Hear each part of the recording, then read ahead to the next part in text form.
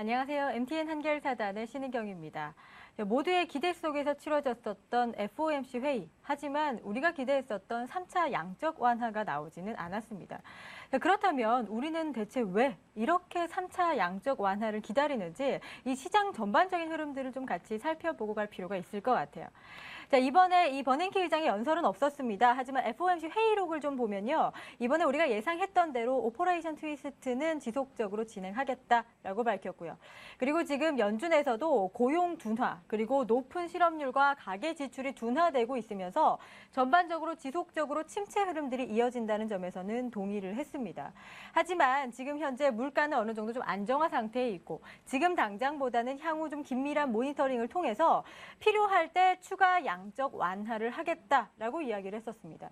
자, 그렇다면 지금 현재 미국 시장의 흐름들을 좀 같이 살펴봐야 될 것 같은데 지금 미국 시장은요, 그야말로 고실업 그리고 저성장 상태입니다. 실제로 제 지인이 지금 미국에서 오랫동안 공부를 했었어요. 그런데 다시 한국에 들어와서 취업을 했거든요. 대체 왜 그러냐고 물어봤었더니 한국은 그나마 취업하기 좀 낫다고 하더라고요. 그만큼 미국 시장의 취업률이 굉장히 낮다라는 뜻입니다.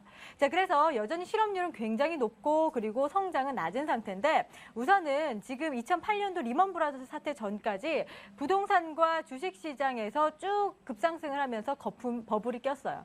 자, 그러다 버블이 빠지기 시작하면서 지금까지 약 4년 이상 동안 주택 순자산 가치만 무려 40% 이상이 빠졌다는 겁니다. 이게 뜻하는 게 뭐냐면 쉽게 이야기를 해서 이 아파트를 하나 샀어요. 2억을 주고.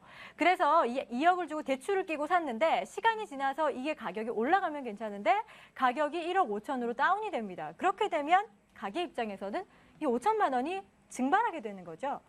당연히 소비를 줄이게 될 거고 지출도 줄이고 저축을 늘리게 될 겁니다. 자, 이렇게 일반 가게에서 소비를 줄이게 됐을 때는 당연히 기업 역시도 어떻게 처리를 하느냐? 생산 자체가 떨어지게 되니까 당연히 고용도 떨어지게 됩니다. 그렇다면 내가 얼마 전까지 100만 원을 벌었었는데 그 회사에서 그만두게 됐어요. 버는 돈이 없으니까 당연히 소비는 더 줄어들겠죠. 자, 이런 악순환의 고리가 지속적으로 이어지고 있는 게 유럽 시장, 미국 시장, 그리고 우리나라 시장도 예외는 아닙니다. 그렇다면 이 악순환의 고리를 좀 끊어내버리려면 정부와 그리고 기업이 좀 나서줘야 되는데 여기서 정부가 이 고리를 끊어내기 위해서 해줄 수 있는 건 긴축 재정이라고 생각을 하실까요? 아닙니다. 긴축 재정이 아니라 여기에서는 재정을 좀 완화하는 정책이 들어와줘야 이 악순환의 고리가 끊길 수가 있습니다. 이 재정 완화 정책이 여러분들이 잘 알고 계시는 3차 양적 완화예요.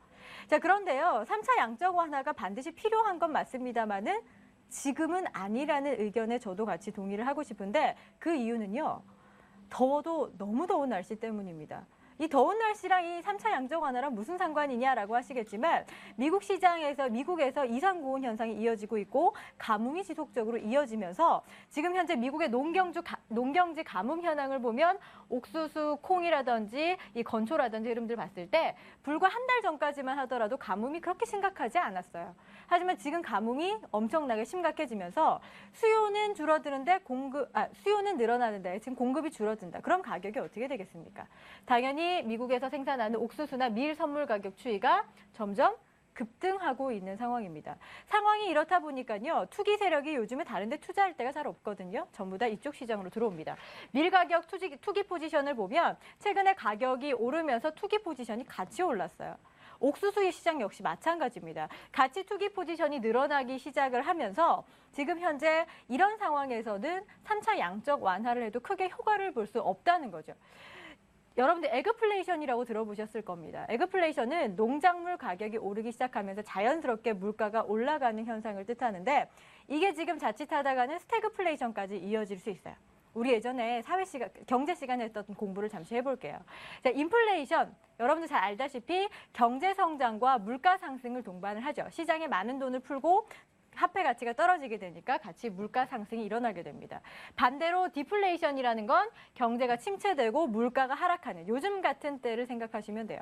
자, 인플레이션이 있을 때는요, 오히려 지준율을 인상한다든지 금리를 인상하고 이 대출 기준을 높이면서 이 물가 상승을 잡을 수 있어요. 그리고 디플레이션인 상황에서는 양적 완화 조치라든지 혹은 금리 인하 조치를 통해서 또다시 또 경제를 살릴 수 있습니다. 그런데 이 스태그플레이션이라는 건 정말 답이 없어요. 무슨 말이냐면 경제는 침체하는데 오히려 물가는 상승하는 흐름. 이럴 때는 사실 정부의 조치 역시도 크게 먹히진 않거든요. 근데 지금 현재 미국 시장의 흐름들이 이 에그플레이션이 바로 스태그플레이션까지 이어질 수 있다는 점에서 현재 3차 양적 완화를 하기에 그렇게 적당한 타이밍이 아니라는 겁니다. 자, 여기 이런 상황에서 이 QE3를 실행하게 됐을 때 유동성 공급이 아까 곡물 시장에 들어간 투기 세력과 연동이라도 되면 심각한 에그플레이션, 여기에 스태그플레이션까지 야기할 수 있다는 거죠. 자, 다시 한 번 더 이 FOMC 회의록 전문을 좀 볼게요.